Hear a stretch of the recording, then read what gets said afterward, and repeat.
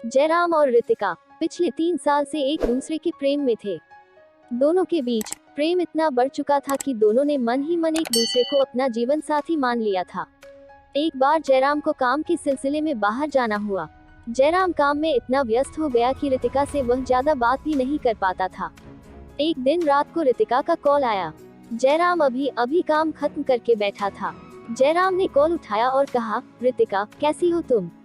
मुझे माफ करना, मैं काम में इतना व्यस्त था कि तुमसे ज्यादा बात ही नहीं कर पाया। मैं तुम्हें रोज बहुत याद करता हूँ। रितिका, मैं भी तुम्हें बहुत याद करती हूँ। मैं तुमसे थोड़ी गुस्सा भी हूँ। यार, मैंने कल कितने कॉल मैसेज किए, लेकिन तुमने कोई रिप्लाई ही नहीं किया। मुझे बहुत गुस्सा हूँ मैं तुमसे। जयराम ने उत्तर दिया, यार सॉरी, माफ कर दे यार, अब मान भी जाओ, ऐसा क्यों कर रही हो? जयराम ने कहा, नहीं जयराम, मैं आसानी से नहीं मानने वाली, यहाँ आके मनाओ मुझे। यह कहकर रितिका ने कॉल काट दिया। दूसरे दिन सुबह जयराम ने रितिका की मनपसंद चॉकलेट खरीदी और एक सॉरी कार्ड लिया। ये लेकर वो रितिका के घर पहुंचा। रितिका की मम्मी को दोनों के बारे में सब पता था। जयराम ने रितिका के घर के दरवाजे पर दस्तक दी। रितिका की मम्मी ने दरवाजा खोला और जयराम को कहा, आओ जयराम बेटा, कैसे हो? कोई दिक्कत तो नहीं है ना? मैं ठीक हूँ आंटी, रितिका से मिलने आया हूँ। जयराम ने उत्तर दिया, रितिका तो ऊपर सो रही है, कब से आवाज दे रही हूँ उसको, लेकिन उठने का नाम ही नहीं ले रही है। जाओ अब तुम ही उसको जगाओ, रितिका की मम्मी ने कहा। फिर जयराम रीना के कमरे के पास गया और डोरबेल बजाई। रितिका ने कहा, क्या हुआ मम्मी, सोने दो ना थोड़ी देर और, क्या कब से आवाज कर रहे हो? जयराम ने फिर से डोरबेल बजाई। रितिका ने गुस्सा होकर दरवाजा खोला और जयराम को देखकर कहा, अरे तुम जाओ यहाँ से, मुझे तुमसे बात नहीं करनी। फिर जयराम ने उसको मनाते हुए कहा, सॉरी रितिका, गलती हो गई मुझसे, मुझे माफ कर दो प्लीज। आइंदा मैं कभी तुम्हारे कॉल्स मैसेज को अनदेखा नहीं करूँगा, तुम्हारे सारे कॉल्स का जवाब दूंगा। अब तो मान जाओ यार, देखो मैं तुम्हारी मनपसंद चॉकलेट लाया हूँ और ये सॉरी कार्ड। इस बार मान गई हूँ, लेकिन अगली बार ध्यान रखना, कितना भी मनाओगे नहीं मानूंगी मैं, रितिका ने कहा। फिर दोनों एक दूसरे से गले मिले और कुछ प्यार भरे पल बिताए। बहुत सारी बातें करने के बाद दोनों ने कुछ पलों के लिए एक दूसरे से विदा ली। अगले दिन जयराम का जन्मदिन था। रितिका ने जयराम के लिए तोहफे में एक शर्ट खरीदा और उसकी मनपसंद चॉकलेट केक का भी ऑर्डर दे दिया था। जयराम को सबसे पहले शुभकामना देने के लिए उसने सोचा कि वह अपने घर से रात के 11 बजे निकलेगी और 12 बजे उसको पहली बधाई देगी। योजना के मुताबिक रीना ने ठीक 12 बजे जयराम के घर के बाहर दरवाजे पर दस्तक दी।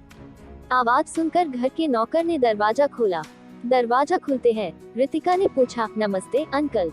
जयराम कहाँ पर है? सो गया क्या? बेटा अब तुम्हें क्या बताऊं, जयराम अभी अस्पताल में भर्ती हैं।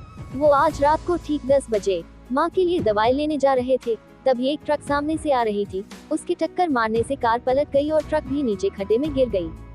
कुछ लोगों का कहना था कि ट्रक का ड्राइवर शराब पीकर ट्रक चला रहा था, क्योंकि उस ट्रक से शराब की कुछ बोतलें मिली थी। यह बात सुनकर रितिका के हाथों से तोहफा और केक जमीन पर गिर गया और रितिका के चेहरे पर भारी शोक के बादल छा गए, मानो उसके पैरों तले जमीन खिसक गई। फिर रितिका ने अस्पताल का पता पूछा और तुरंत अस्पताल के लिए निकल पड़ी। कुछ समय में वह अस्पताल पहुंच गई। पूछताछ की जगह से उसने जयराम का कमरा नंबर पूछा और तुरंत कमरे के पास गई। उसने कमरे के अंदर प्रवेश किया और देखा कि जयराम के मम्मी पापा रो रहे थे। रितिका जयराम के पास गई और उसकी आंखों से भी अश्रु की धारा बहने लगी। जयराम ने धीमी आवाज में कहा, रितिका अपना ध्यान रखना और तुम्हारी इस प्यारी सी आंखों में कभी भी आंसू मत आने देना। अगर तुम मेरी यह बात मानोगी तो मैं समझूंगा कि तुमने मुझे इस जन्मदिन का सबसे कीमती तोहफा दिया है। अलविदा रितिका, कहकर जयराम ने रितिका का हाथ पकड़ा और अपनी अंतिम श्वास लेकर इस दुनिया से विदा ली।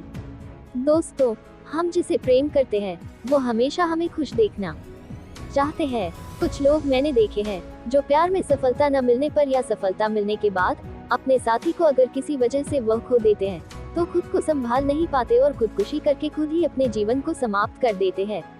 ऐसे लोगों को मुझे यह संदेश देना है कि जीवन में कभी भी खुदकुशी न करें। जीवन में अगर अपना मनपसंद साथी न मिले या कहीं खो दो तो भी अपने आप को संभालो, क्योंकि जिस व्यक्ति से आप सच्चा स्नेह करते हैं वो व्यक्ति कभी नहीं चाहेगा कि आपको कुछ हो। वो व्यक्ति चाहेगा कि आप अपना ध्यान रखें और अपने आप को खुश रखें, आंसू न बहाएं। सूचना: यह कहानी काल्पनिक है। इस कहानी में दिए गए सारे पात्र, सारी बातें और जगह भी काल्पनिक है। किसी की भी भावनाओं को ठेस पहुंचाना मेरा उद्देश्य नहीं है।